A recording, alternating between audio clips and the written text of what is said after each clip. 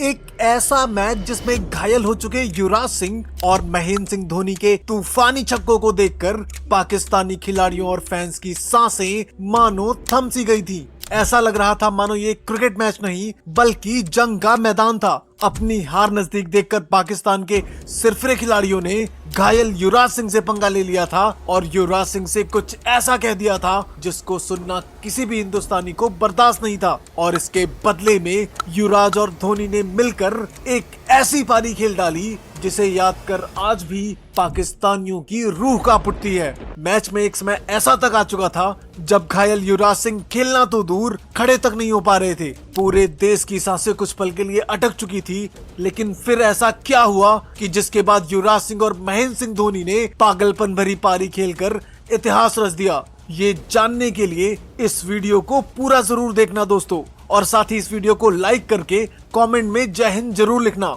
19 फरवरी 2006 कराची का मैदान पाकिस्तान को सपोर्ट करने के लिए खचाखच भर चुका था। वहीं टीम इंडिया के सपोर्ट के लिए भी पूरा देश टीवी के सामने तैयार बैठा था। टॉस उछाला जाता है और भारत के कप्तान राहुल द्रविड़ टॉस जीतकर पहले गेंदबाजी करने का फैसला करते हैं और पाकिस्तान की दमदार बैटिंग लाइनअप को बल्लेबाजी के लिए चुनौती देते हैं। इस तरह भारत और पाकिस्तान के बीच हो रहे इस मैच की शुरुआत होती है। एक तरफ जहां कामरान अकमल और यूनुस खान का दम कम था, तो दूसरी तरफ गौतम गंभीर और राहुल द्रविड़ की ताकत थी। एक तरफ मोहम्मद यूसुफ और रजाक का कहर था, तो वहीं दूसरी तरफ युवराज सिंह और महेंद्र सिंह धोनी का तांडव था। यानी दोनों ही टीमों के पास एक से बढ़कर एक दिग्गज खिलाड़ी थे। खैर, इसी गर्मा गर्मी भरे माहौल में मैच शुरू होता है और पाकिस्तान की तरफ से ओपनिंग के लिए इमरान फरद के साथ कामरान अकमल आता है और आते ही ये दोनों भारतीय गेंदबाजों पर टूट पड़ते हैं और एक के बाद एक बाउंड्रीज की बौछार लगा देते हैं। इस तरह 10वें ओवर तक पाकिस्तान की टीम 50 के आंकड़े को भी पार कर जाती है और इसके बाद भी रन स्कोर रुकने का नाम नहीं लेता। लेकिन इसी बीच बॉल श्रीसंत को सौंप दी जाती है और आते ही श्रीसंत इमरान को कॉटन बोल्ड कर देते हैं और इस विकेट का जश्न तो देखते ही बनता था। श्रीशांत का आइकॉनिक डांस देखकर पाकिस्तानी खिलाड़ी गुस्से में आ जाते हैं और मैच में अब पूरी तरह से गर्मा गर्मी का माहौल बन चुका था। दरअसल श्रीशांत अक्सर ही जब गुस्से में खेलते थे और परफॉर्म करते थे तो वो मैदान पर ही नाचने लगते थे। एक बार अफ्रीका के खिलाफ हो रहे एक मैच में श्रीशांत आंद्रे नेल को छक्का मारकर मैदान पर ही नाचने लगे थे। खैर, मैच आगे बढ़ता है और इस तरह 61 के स्कोर पर पाकिस्तान का पहला विकेट गिर जाता है। अब इसके बाद बल्लेबाजी करने शोएब मलिक आता है।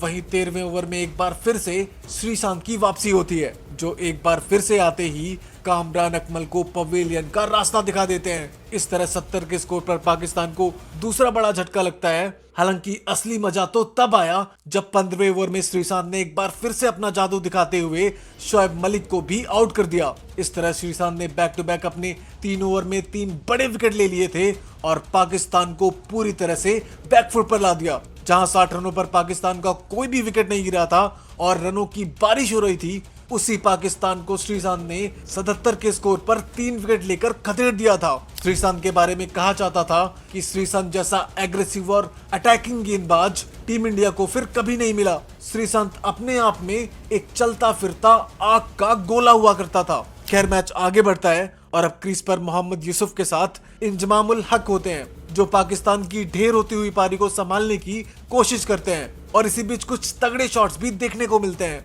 लेकिन इसी बीच 22वें ओवर में रमेश पवार पाकिस्तान के कप्तान इंजमामुल हक को LBW आउट करके पवेलियन भेज देते हैं और इस तरह रमेश पवार को अपनी ODI की पहली विकेट मिलती है और भारत को 115 के स्कोर पर अपना चौथा विकेट मिलता है। लेकिन तभी इसी बीच बल्लेबाजी करने यूनुस खान आता है, जो आज टीम इंडिया के लिए एक बुरा सपना साबित होने वाला था। अब मैच आगे बढ़ता है और मोहम्मद यूसुफ और उसका साथी यूनुस खान मिलकर पारी को संभालने की कोशिश करते हैं और इस तरह ये धीरे धीरे सेट होने लगते हैं और अब हालात ये हो चुके थे कि ये दोनों टीम इंडिया के गेंदबाजों पर हावी होने लगते हैं। यहाँ तक कि अब बाउंड्रीज की बौछार होने लगती है और ये दोनों ही गेंदबाजों पर भूखे शेर की तरह झपट पड़ते हैं। मैदान का ऐसा कोई कोना नहीं बचा था जहां से पाकिस्तान के लिए बाउंड्री ना आ रही हो और इस तरह इन दोनों की दमदार ताबड़तोड़ साझेदारी की बदौलत पाकिस्तान 39वें ओवर में ही 200 के आंकड़े को पार कर जाता है। यहां से ऐसा लग रहा था कि आज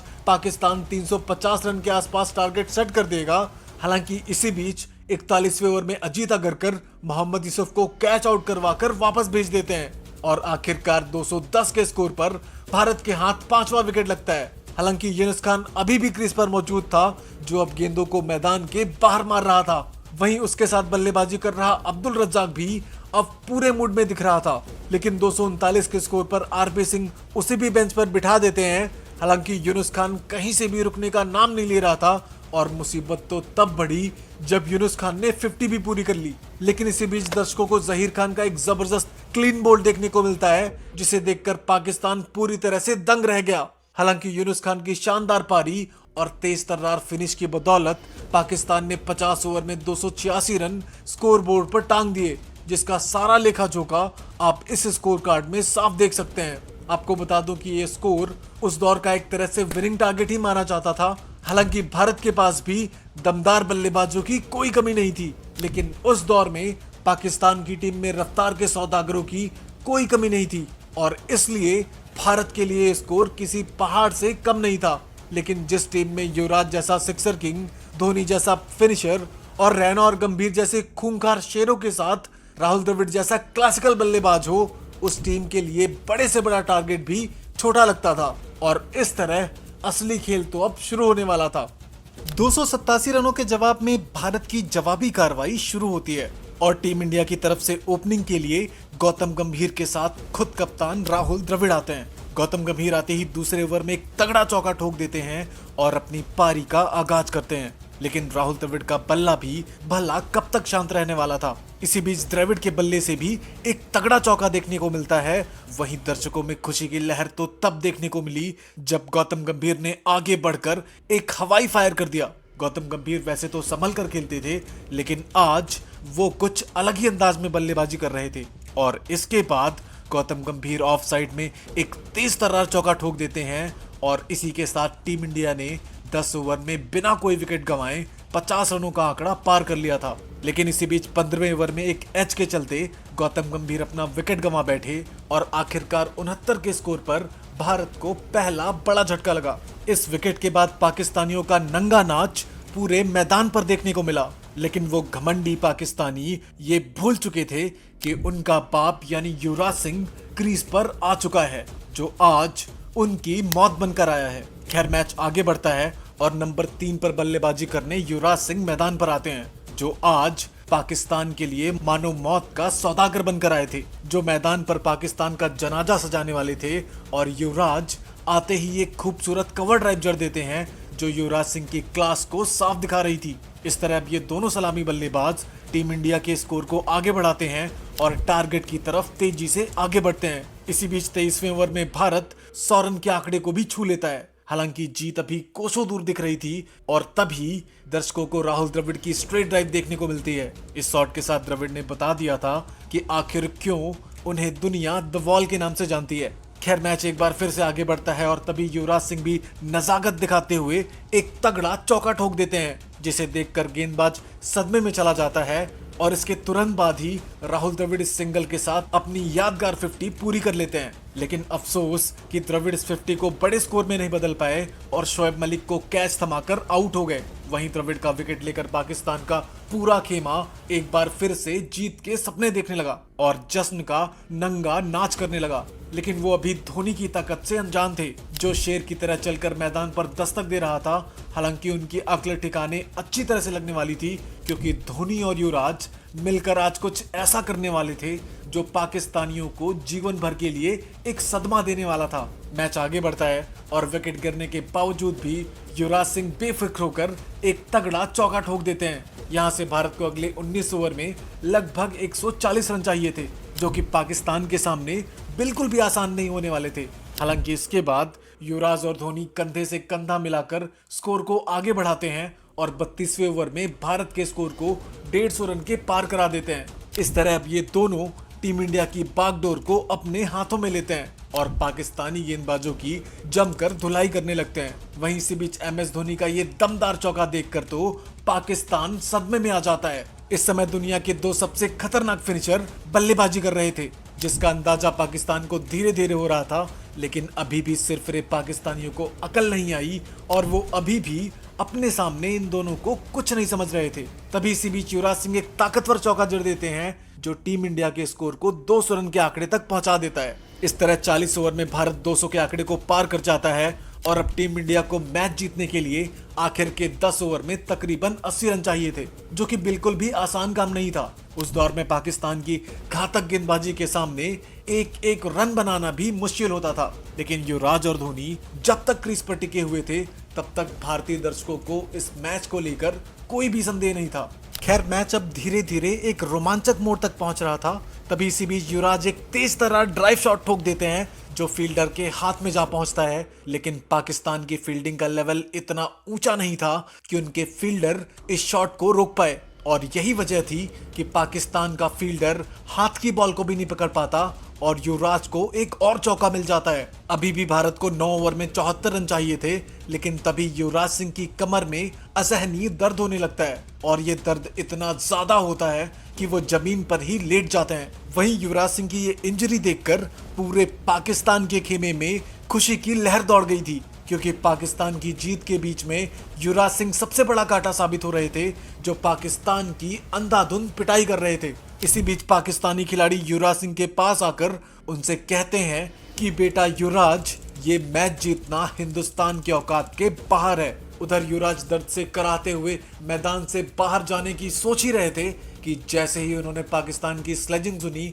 वो असमंजस में पड़ गए। अगर यहाँ से युवराज सिंह मैदान छोड़ते तो ये मैच पाकिस्तान के लिए बहुत आसान हो जाता। लेकिन युवराज सिंह कोई आम खिलाड़ी नहीं था, ये वही खिलाड़ी था जिसने कई बार जानलेवा चोट के बावजूद भी टीम इंडिया के लिए बड़े से बड़े रिस्क उठाकर भी क्रिकेट खेला था और टीम इंडिया को जीत दिलाई थी। ये वही खिलाड़ी था जो मैदान पर खून की उल्टियां करते हुए भी अपनी टीम के लिए खेलता था और यही वजह थी कि यहाँ भी युवराज ने खुद से ऊपर अपनी टीम को रखा और दोबारा उठकर खेलने का डिसीजन लिया। और जब सामने पाकिस्तान की टीम हो तो क्रिकेट का मैच सिर्फ क्रिकेट तक ही सीमित नहीं रहता, ये अपने देश की इज्जत का सवाल होता है।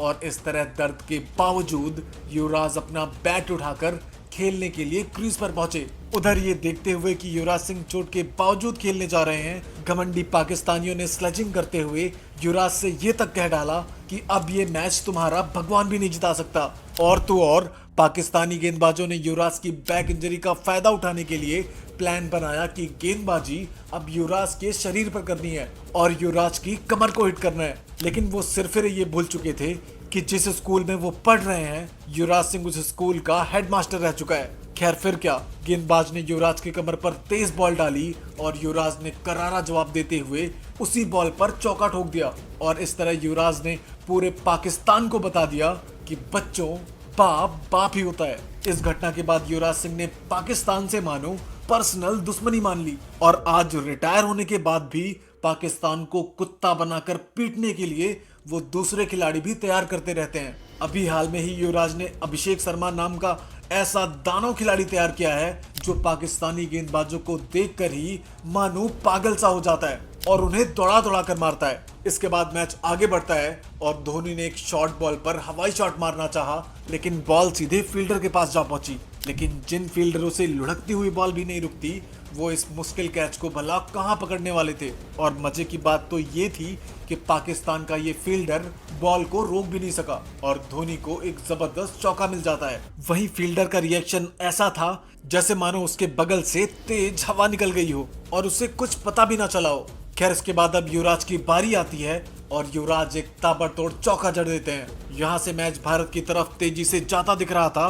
वहीं युवराज सिंह भी अब 99 के स्कोर पर पहुंच चुके थे और पूरे देश को बस युवराज के शतक का इंतजार था, क्योंकि युवराज चोट के बावजूद भी इस मैच को अपनी टीम के लिए खेल रहे थे। खैर युवराज सिंह इस आसान से सिंगल के साथ अपनी ऐतिहासिक सेंचुरी पूरी कर लेते हैं, जिसके बाद उनका ये आइकॉनिक सेलिब्रेशन वाकई में देखने लायक था। युवराज ने पाकिस्तान के घर में घुसकर जिस तरीके से उसे पीटा था और घसीटा था वो वाकई में कमाल था। लेकिन दोस्तों, पाकिस्तान के खेमे में असली खौफ तो तब दिखा जब लंबे बालों वाले महेंद्र सिंह धोनी ने एक आसमानी हेलीकॉप्टर शॉट जड़ दिया, जिसे देखकर पूरा पाकिस्तान बौखला उठता है। MS धोनी का खौफ इस दौर में अलग ही लेवल का होता था। हालांकि इसी बीच पाकिस्तान को एक आसान सा रनआउट का मौका मिलता है क्योंकि युवराज सिंह की जगह उनके लिए गौतम गंभीर रनिंग कर रहे थे, जिस वजह से मिसअंडरस्टैंडिंग के चलते पाकिस्तान को रनआउट का मौका मिलता है। लेकिन वो एक कहावत है ना कि पाकिस्तानियों का दिमाग घुटने में होता है, और घुटनों में दिमाग होने की वजह से उन्होंने इस आसान से मौके को तो गंवाया ही, साथ में नाजायज थ्रो के चलते भारत को मुफ्त के 4 रन भी मिल गए। पाकिस्तान की ये बेवकूफी देखकर दर्शकों से लेकर कमेंटेटर्स तक हर कोई उनका मजाक बना रहा था, जो कि वो डिजर्व भी करते थे।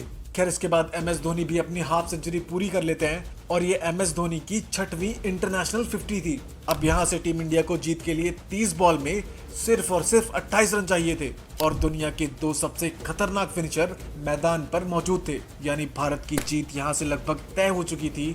लेकिन वो कहते हैं ना कि क्रिकेट में पासा कभी भी पलट सकता है, और इसका अंदाजा इन दोनों खिलाड़ियों को अच्छे से था। इसीलिए ये बिना कोई रिस्क लिए टीम इंडिया को टारगेट के नजदीक ले जाते हैं। इसी बीच MS धोनी बीस्ट मोड में आते हैं और पहले एक गोली की रफ्तार से चौका मारते हैं और उसके बाद ये अजीबोगरीब छक्का ठोक देते हैं, जो कि MS धोनी की ताकत को साफ दिखा रहा था। लेकिन धोनी का तांडव अभी खत्म नहीं हुआ था और इसके बाद धोनी मोहम्मद आसिफ को एक करारा चौका जड़ते हैं। लेकिन धोनी का असली शक्ति प्रदर्शन तो तब देखने को मिला जब धोनी ने लॉन्ग ऑन की दिशा में एक गगनचुंबी छक्का जड़ दिया, और इस तरह धोनी ने कराची में एक अलग ही महफिल बना दी थी। हालांकि इस महफिल में 4 चांद तो तब लगे जब धोनी ने प्रॉपर हेलीकॉप्टर शॉट उड़ा दिया, जो आसमान को चीरते हुए पाकिस्तान के जख्मों पर जा गिरा। इस तरह धोनी ने पाकिस्तान के जख्मों पर नमक रगड़ दिया और MS धोनी का ये विकराल रूप देखकर पाकिस्तान का दिल दहल उठा, और धोनी के इस शक्ति प्रदर्शन की बदौलत भारत इस मैच को एक तरफा डोमिनेट कर रहा था। वहीं सिंगल के साथ भारत इस मैच को 19 गेंदें शेष रहते ही जीत लेता है और कराची के मैदान पर एक ऐतिहासिक जीत दर्ज करता है। इस जीत के बाद युवराज और धोनी का ये जश्न बता रहा था कि उन्होंने आखिर पाकिस्तान में घुसकर क्या कारनामा कर डाला है। इस मैच में युवराज ने 107 और धोनी ने सिर्फ 56 गेंदों में 77 रन ठोक डाले थे और पाकिस्तान को उसकी औकात दिखा दी थी। वैसे इस मैच के असली हीरो युवराज सिंह ही थे, जिन्होंने दर्दनाक चोट के बावजूद भी अपनी टीम के लिए मैच खेला और अपनी टीम को जिताया भी। युवराज सिंह को इस क्रूशियल पारी के लिए प्लेयर ऑफ द मैच के लिए चुना गया और साथ ही इस सीरीज में सबसे ज्यादा रन भी युवराज सिंह ने ही बनाए थे, इसलिए उन्हें प्लेयर ऑफ द सीरीज से भी नवाजा गया। वहीं टीम इंडिया ने पाकिस्तान में घुसकर 5 मैचों की इस सीरीज को एक तरफा डोमिनेट करते हुए 4-1 से जीत लिया था और पूरी दुनिया को बता दिया था कि पाकिस्तान भारत से कभी नहीं जीत सकता, चाहे वो जंग का मैदान हो या फिर क्रिकेट का मैदान। वैसे दोस्तों, युवराज सिंह की इस ऐतिहासिक पारी को आप 10 में से कितने नंबर देंगे, हमें कमेंट करके जरूर बताना। उम्मीद करते हैं कि आपको ये वीडियो पसंद आया होगा, इसलिए वीडियो को लाइक और ज्यादा से ज्यादा शेयर करें, और अगर चैनल पर नए हैं तो चैनल को सब्सक्राइब करके ये घंटी दबाना बिल्कुल ना भूलें, क्योंकि आगे और भी शानदार वीडियोस आने वाली हैं। मिलते हैं अगली वीडियो में।